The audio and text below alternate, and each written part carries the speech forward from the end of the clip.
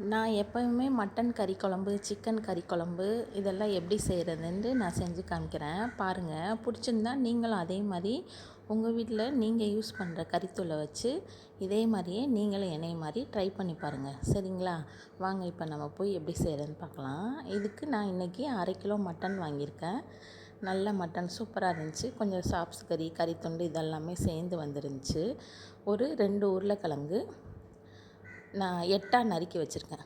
ஒரு தக்காளி பழம், உருளைக்கிழங்கு தொளி சீவி ஒரு சின்ன கிண்ணத்தில் போட்டு தக்காளியும் எடுத்து வச்சுக்கிட்டேன். 2 பெரிய சைஸ் வெங்காயம் நீட்டு வாக்கில் அரிஞ்சு வச்சுருக்கேன்.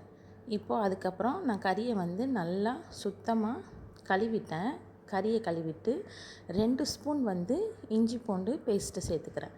2 ஸ்பூன் அளவுக்கு. நான் ஸ்பூனில் யூஸ் பண்ண மாட்டேன். இந்த கறிக்கு மட்டும் கறி குழம்பு மசாலா பெரட்டையில் கையிலே எடுத்து போட்டுருவேன். எனக்கு அதுதான் நல்ல அளவு தெரியும். அதனால நான் இப்படி தான் போடுவேன். அதுக்கப்புறம் தேவைக்கான உப்பு சேர்த்துக்கலாம். கறி மசாலா தூளுமே இதே மாதிரி கையில் தான் அள்ளி போடுவேன். ஒரு 50 கிராம் கிட்ட வரும் 1/2 கிலோ கறிக்கு. இப்படி ஒரு 3 தடவை அள்ளி போடுவேன். அள்ளி போட்டு கறியை நல்லா மசாலாவோடு சேர்த்து நல்லா பெரட்டிடுவோம். அது கறி பெரட்டும் போதே நம்மளுக்கு தெரியும், நம்ம கறிக்கு இவ்வளோ மசாலா போதும் அப்படிங்கிற மாதிரி. பத்தலைன்னு சொன்னால் இன்னும் ஒரு 1/2 ஸ்பூனோ 1 ஸ்பூனோ கூட நம்ம சேர்த்துக்கலாம். நல்லா போட்டு பெரட்டி வச்சுருவோம். கறி கூட மசாலா தூள் எல்லாமே உப்பு எல்லாமே மிக்ஸ் ஆகிற அளவுக்கு நல்லா பெரட்டி கொஞ்சோண்டு தண்ணி கூட தெளித்து பெரட்டினோன்னா அப்படியே ஈவனாக எல்லா பக்கமும் மசாலா ஒன்றா சேர்ந்த மாதிரி ஆகிடும். இப்போ பாருங்கள், நான் நல்லா பெரட்டி வச்சுட்டேன். குக்கர் வச்சு கடலெண்ணெய் தான் சேர்க்குறேன். நான் கடலெண்ணெய் ஊற்றிக்கிட்டு பட்டை, அந்த பிரிஞ்சி இலை இது தான் போடுவேன். மற்றபடி கிராம்பு, ஏலக்காய், அந்த மற்ற ஸ்பைசஸ் எல்லாம் எதுவுமே சேர்க்க மாட்டோம். ஏன்னா அது எங்கள் வீட்டில் அவ்வளோக்கா பிடிக்காது. அதனால் வெறும் பட்டையும் இந்த பிரிஞ்சி இலையும் மட்டும்தான் சேர்த்துக்கிடுவேன். எண்ணெய் சூடு இறங்கும், அதை போட்டுட்டு அதுக்கப்புறம் நறுக்கி வச்சுருக்க வெங்காயத்தையும் சேர்த்துக்கிடுவோம். வெங்காயம் நல்லா கொஞ்சம் லைட்டாக கோல்டன் ப்ரௌவாக வர வரைக்கும் நல்லா வதக்கிக்கிடுவேன். நல்லா வதக்கிட்டு பாருங்கள், லைட்டாக கண்ணாடி பதம் கூட வரக்கூடாது, ஒரு கோல்டு கலர் வர்ற மாதிரி அது வர்ற வரைக்கும் நல்லா வதக்கிக்கலாம். வதக்கிட்டு மிளகாத்தூள் போடுறேன். நம்ம தேவைக்கு ஏற்ற மாதிரி காரத்துக்கு தகுந்த மாதிரி மிளகாத்தூள் சேர்த்துக்கலாம். மிளகாத்தூள் போட்டோன்னையுமே நீங்கள் கொஞ்சோண்டு தண்ணி ஊற்றுங்களேன் அந்த மிளகாத்தூளில். அப்போ மிளகாத்தூள் உங்களுக்கு கலர் கருத்த மாதிரி இருக்காது.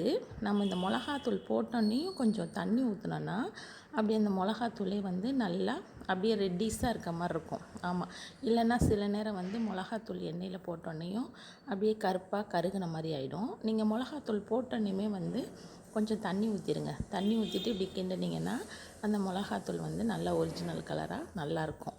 அதுக்கப்புறம் நம்ம பெரட்டி வச்சுருக்க கறியை தூக்கி அதில் கொட்டி நல்லா நம்ம ஒரு 5 நிமிஷம் லோ ஃப்ளேம்லேயே வச்சு இப்படியே நல்லா கிண்டணும்னு சொன்னால் மசாலா வாசம்லாம் நல்லா போயிடும்.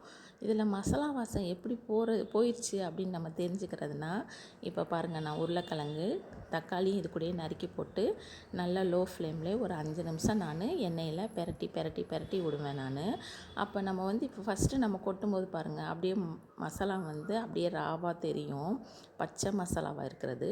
நம்ம எண்ணெயில் கிண்டும்போது அந்த மசாலாவோட பச்சை வாசம்லாம் போயிட்டு நம்ம ஊற்றின எண்ணெய் தனியாக பிரிஞ்சு கறியோட நல்லா வந்துடும். அதிலே நம்ம தெரிஞ்சுக்கலாம் கறியில் இந்த மசாலா வாசம் எல்லாம் போயிடுச்சுன்னு. இப்போ நம்ம இப்படி நல்லா பெரட்டி கிண்டி விட பாருங்கள், மசாலா வாசம்லாம் போயிடும். பாருங்கள், இப்போ நான் ஊற்றின எண்ணெய் தனியாக பிரிஞ்சு வந்துடும். அதுக்கப்புறம் இந்த கறிக்கு தேவையான அளவுக்கு இப்போ நம்ம ஒரு குழம்புக்கு இவ்வளோ தண்ணி ஊற்றி நமக்கு வச்சா போதும் அப்படிங்கிற மாதிரி தோணுதோ அந்த மாதிரி தண்ணி ஊற்றி வச்சுக்கலாம். நான் இந்த 1/2 கிலோ கறிக்கு எப்போயுமே 2 கிளாஸ் தண்ணி தான் ஊற்றுவேன்.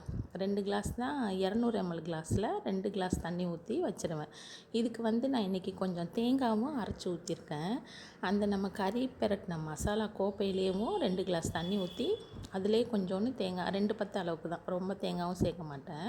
அது நல்லா நைஸாக அரைச்சிட்டு அதிலே அந்த தேங்காயும் ஊற்றி நல்லா கலந்துட்டு ஊற்றி ஒரு 4 விசில் போட்டு மூடி வச்சிடலாம். பாருங்கள், நான் தேங்காவும் அந்த தண்ணியிலேயும் கலந்துட்டேன்.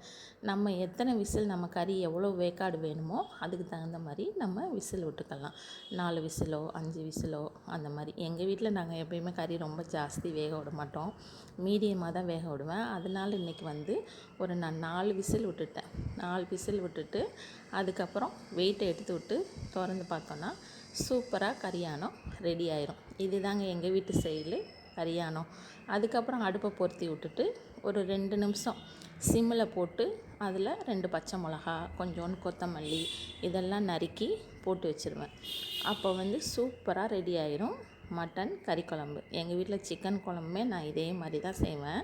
ட்ரை பண்ணி பாருங்கள், இந்த மாதிரி செஞ்சு பாருங்கள், ரொம்ப டேஸ்ட்டாக நல்லாயிருக்கும். இந்த வீடியோ பார்த்தவங்களுக்கு தேங்க்யூ.